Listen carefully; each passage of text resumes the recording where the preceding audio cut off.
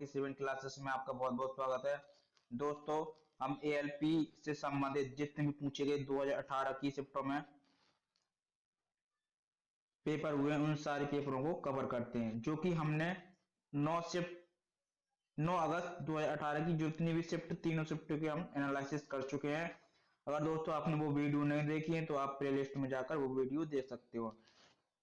आज हम करेंगे 10 अगस्त की थर्ड शिफ्ट, जो भी पूछे गए जीके एंड साइंस के जितने भी सारे क्वेश्चन उन सारे क्वेश्चनों को हम कवर करेंगे। तो चलिए शुरू कर लेते हैं। दोस्तों, पहला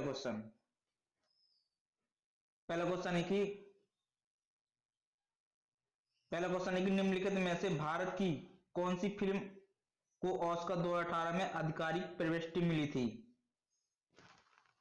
तो दोस्तों इसका करेक्ट आंसर हो जाएगा न्यूटन, यानी ए ऑप्शन इसका करेक्ट हो जाएगा।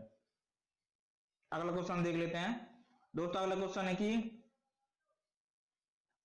है कि निम्नलिखित में से कौन गर्म पानी के कुंडों, गहरे समुद्र, तप्त कंदराओं और अंटार्कटिका की बर्फ जैसी जीवन यापन हेतु अति जटिल निवास स्थान में भी निवास कर सकता है? तो दोस्तों इसका करेक्ट आंसर हो जाएगा ए, यानी जीवाणु इसका करेक्ट आंसर हो जाएगा, जो कि गर्म पानी की कुंडों में, तप्त कंदराओं और अंटार्कटिका जैसी बर्फ जैसी जगहों पर जीवन यापन कर सकता है, जिसका करेक्ट आंसर हो जाएगा ए, यानी जीवाणु। अगला क्वेश्चन देख लेते हैं। दोस्तों अगला क्वेश्चन है कि पौधों में कार्बोहाइड्रेटेड जिन्हें तुरंत उपयोग नहीं किया जाता है उन्हें निम्नलिखित में से किस रूप में संग्रहित किया जाता है? तो दोस्तों इसका करेक्ट आंसर हो जाएगा बी, यानी स्टार्च, जो कि कार्बोहाइड्रेट के रूप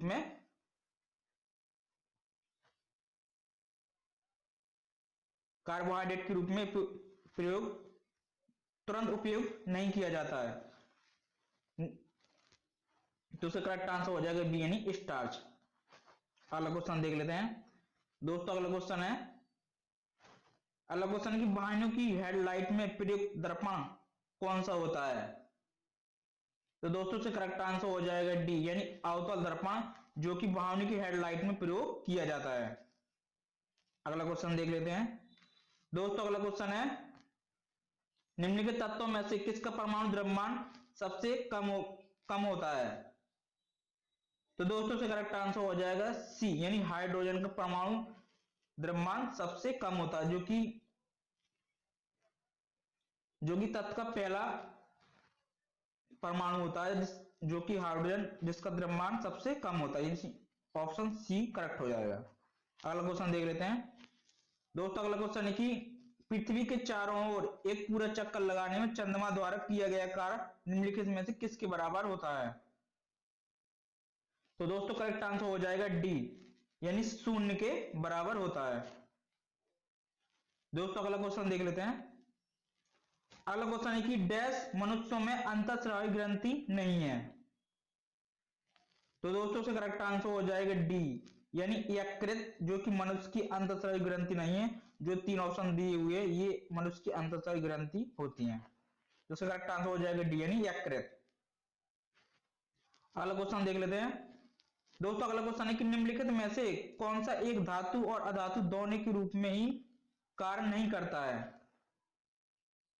तो दोस्तों से करेक्ट आंसर हो जाएगा डी, यानी बोरॉन इसका करेक्ट आंसर हो जाएगा, जो कि एक धातु अधातु दोनों के रूप में कार्य नहीं करता है। इसका करेक्ट आंसर हो जाएगा डी, यानी बोरॉन। दोस्तों अगला क्वेश्चन देख लेते हैं। अगला क्वेश्चन है कि स्थायी ऊतकों के निर्माण के लिए एक स्थायी संरचना, आकार और क्रिया अपनाने की प्रक्रिया को क्या कहा जाता है? तो दोस्तों इसका करेक्ट आंसर हो जाएगा बी, यानी विभेदन, डिफरेंटेशन, यानी बी इसका करेक्ट आंसर हो जाएगा। अगला क्वेश्चन देख लेते हैं। दोस्तों अगला क्वेश्चन है कि तापीय अपघटन के दौरान अमोनियम नाइट्रेट उत्पन्न करता है? तो दोस्तों इसका करेक्ट आंसर हो जाएगा डी, यानी N2O और H2O, जो कि अमोनियम नाइट्रेट उत्पन्न करता है। डी ऑप्शन इसका करेक्ट हो जाएगा। अगला क्वेश्चन देख लेते हैं।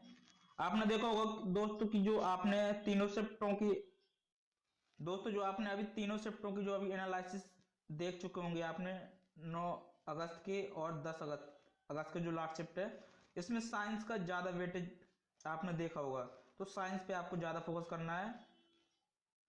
दोस्तों अगला क्वेश्चन है, निम्नलिखित ट्रायल में से कौन सा एक डोवेनर ट्रायड का प्रतिनिधित्व करता है?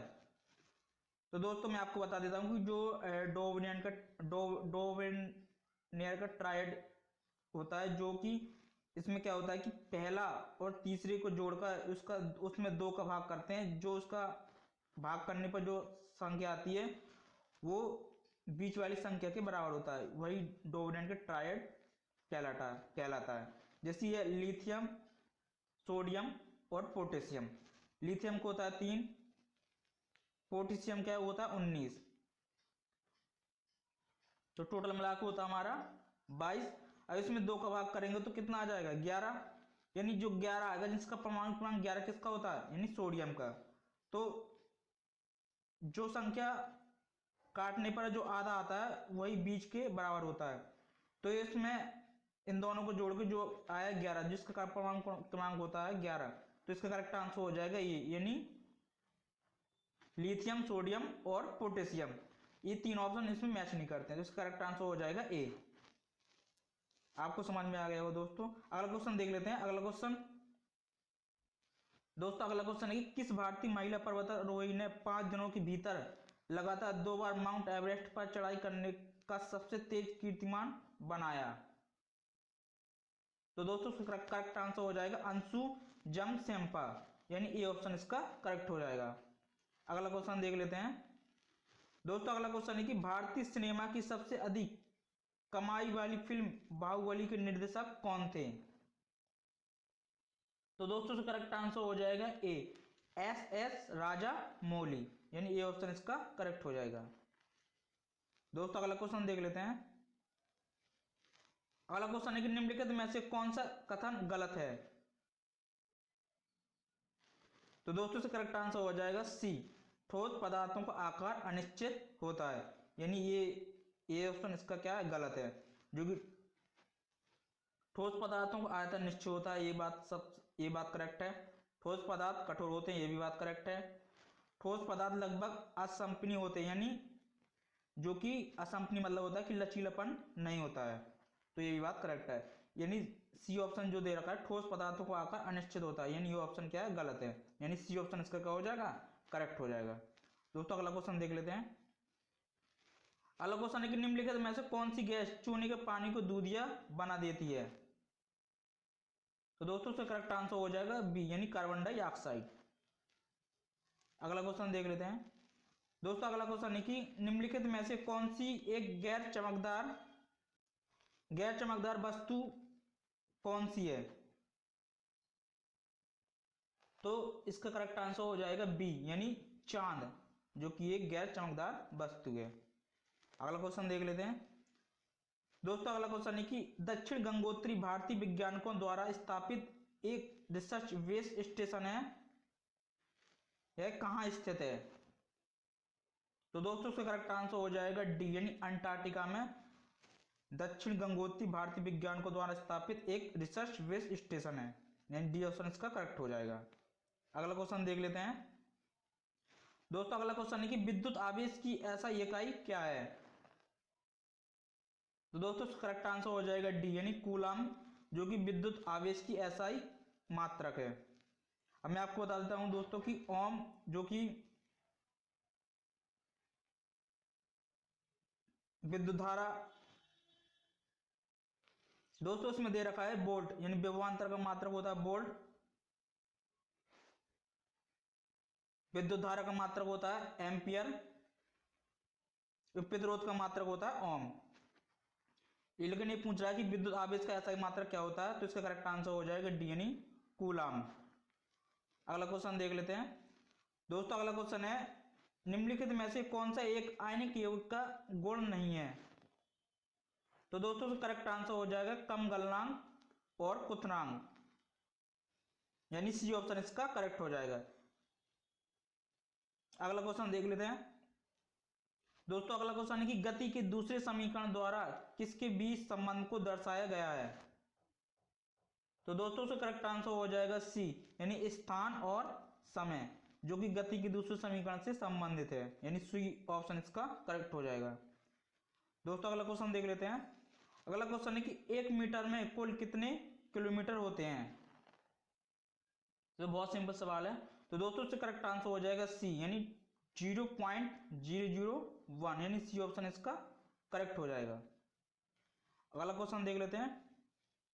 दोस्तों अगला क्वेश्चन है कि नवंबर 2017 में सबसे कम टेस्ट मैचों में 300 विकेट लेकर रविचंद्रन अश्विन ने किसका रिकॉर्ड तोड़ा था।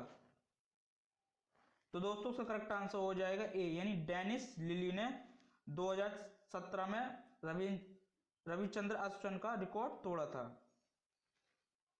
अगला क्वेश्चन देख लेते हैं।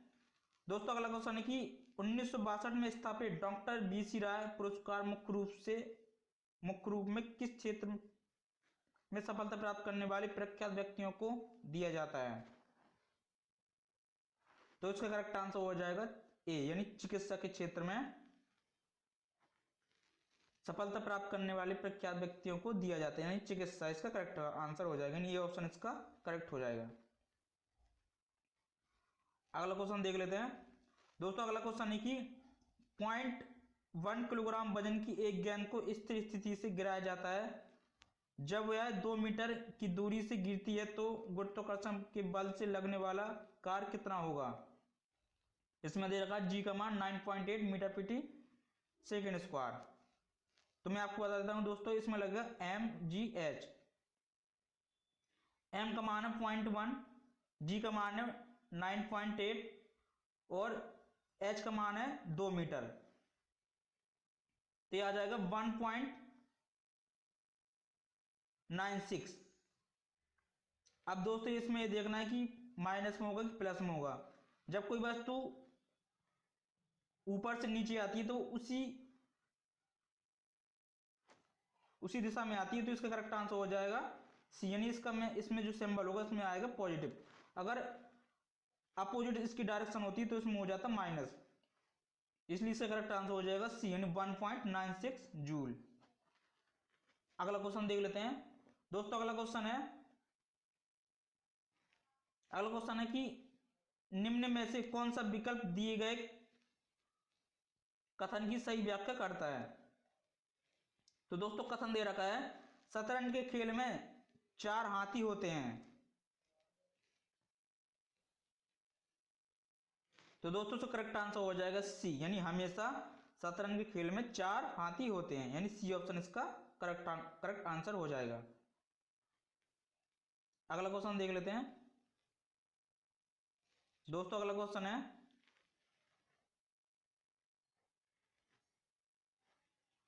कि अमेरिकी इतिहास में राष्ट्रपतियों के सबसे प्रसिद्ध भाषणों में से एक दी गेटिसबर्ग एड्रेस है। उस अमेरिकी राष्ट्रपति का नाम बताइए जिन्होंने महत्वपूर्ण यह भाषण दिया था। तो दोस्तों इसका करेक्ट आंसर हो जाएगा ए, यानी अब्राहम लिंकन, जिन्होंने द गेटिसबर्ग एड्रेस के नाम पर एक महत्वपूर्ण भाषण दिए थे। इसका करेक्ट आंसर हो जाएगा यानी अब्राहम लिंकन। दोस्तों वीडियो का लास्ट क्वेश्चन है कि कूलॉम का नियम क्या कहता है। तो दोस्तों इसका करेक्ट आंसर हो जाएगा ए, यानी 2 बिंदु आवेशों के मध्य आकर्षण या प्रतिकर्षण बल का परिमाण 2 आवेशों की मात्रा के गुणनफल के साथ साथ उनके बीच की दूरी के वर्ग के व्युत्क्रमानुपाती होता है। तो दोस्तों 10 अगस्त की थर्ड शिफ्ट के हमने सारे शिफ्टों के एनालिसिस कर चुके हैं। तो दोस्तों आपकी वीडियो कैसी लगी, अगर आपने दोस्तों अभी तक सब्सक्राइब नहीं किया तो प्लीज़ सब्सक्राइब कर लीजिए ताकि मेरा नोटिफिकेशन आपको टाइम टू टाइम मिलता रहे। इसी प्रकार से जितने भी शिफ्टों में पूछे गए क्वेश्चन हैं सारे शिफ्टों को 1 बाय 1 कवर कर लेंगे। तो दोस्तों मिलते हैं अगली वीडियो में, तब तक के लिए धन्यवाद।